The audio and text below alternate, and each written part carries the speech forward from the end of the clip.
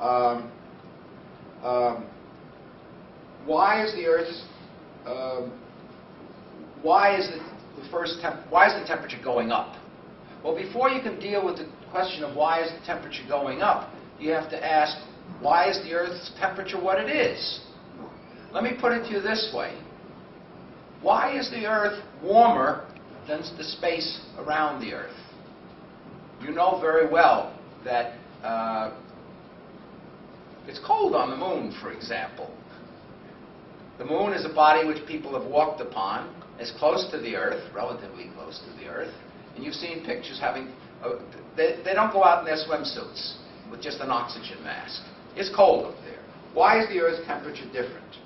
So now you have to do, let's see, all right, let me give you another data before I go on to the theory. Sorry about that. Let me go on and talk some more about data and dispute. Top one first.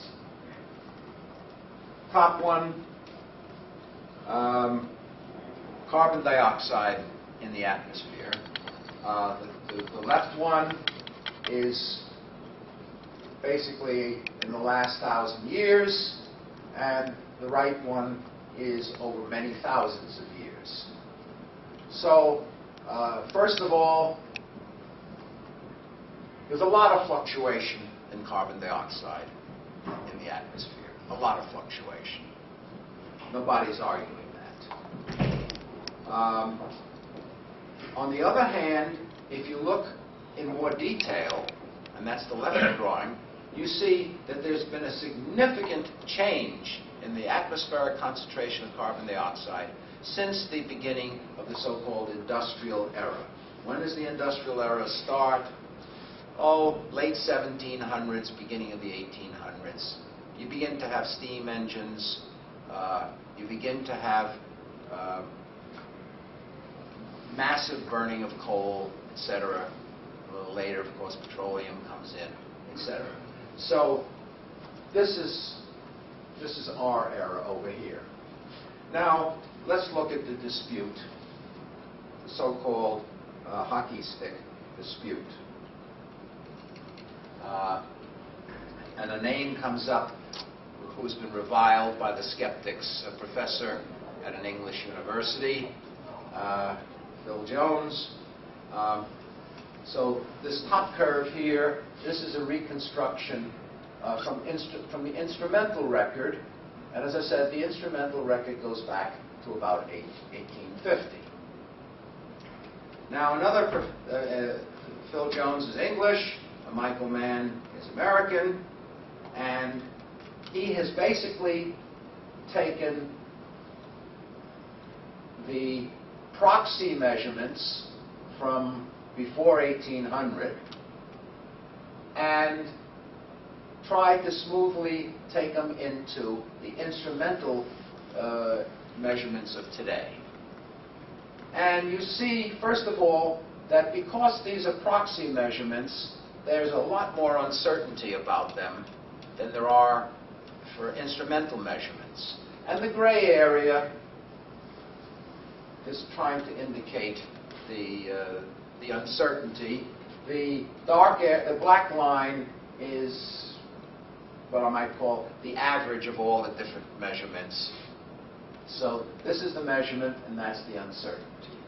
And he's hooked it into the modern measurement, and he gets something which he calls a hockey stick. Where he gets that from, that's him. But the critics, the skeptics, have jumped upon Michael Mann's hockey stick. And they've said that this melding of the two is invalid. I'll leave it to you to determine that on your own. But certainly most of the people who claim to have some expertise in working in weather or in climate accept this. Most of them. You will find exceptions. There's no two ways about that.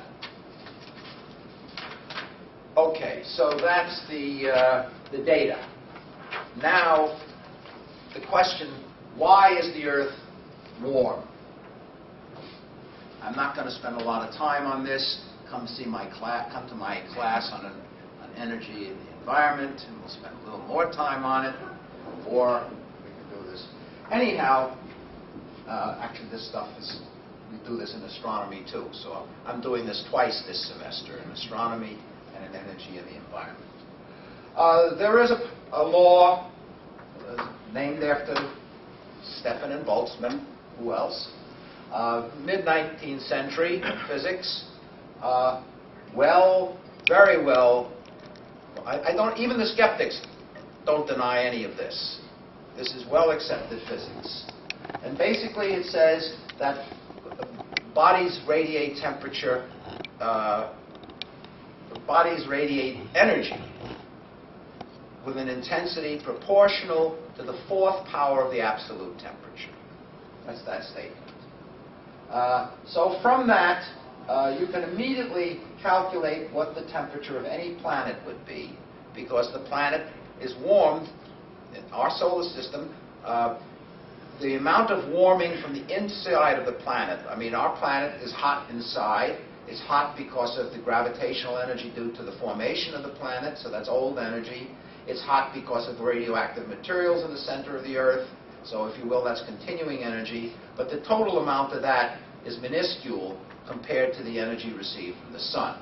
So you're not going to get a major change in the Earth's temperature by calculating the energy leaking up from inside. This is not to say that energy is not important. We talk about that in my class, where we talk about using geological heating for heating homes and all that. Fine. But it doesn't change the Earth's temperature. In any case, just equating the energy received by the Earth that's purely geometry. The radius of the sun, the distance from the sun to the planet, and you know what the temperature of the surface of the sun is. And if you assume no reflections at all, that all the energy is absorbed by the Earth, you just put in the numbers, and you get a temperature of 4 degrees Celsius as the Earth's average temperature. That's not bad for such a simple model, but it is cold. I don't think you want to live with the average temperature 4 Celsius. On the other hand, you can do the same calculation for other planets. And these are the results you get. Now, we're not interested in the other planets, but you have to look at the other planets in order to make sure you understand the physics here. And here's the important points. If you calculate the temperature using this formula, say for Mars, you get very close to the actual temperature of Mars. If you calculate this temperature for Venus, you're way the hell off.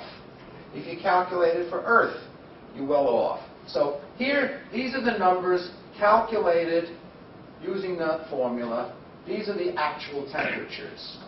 Now, I didn't include in there the fact that all of these bodies don't perfectly absorb all of the energy falling on them. They reflect some of it.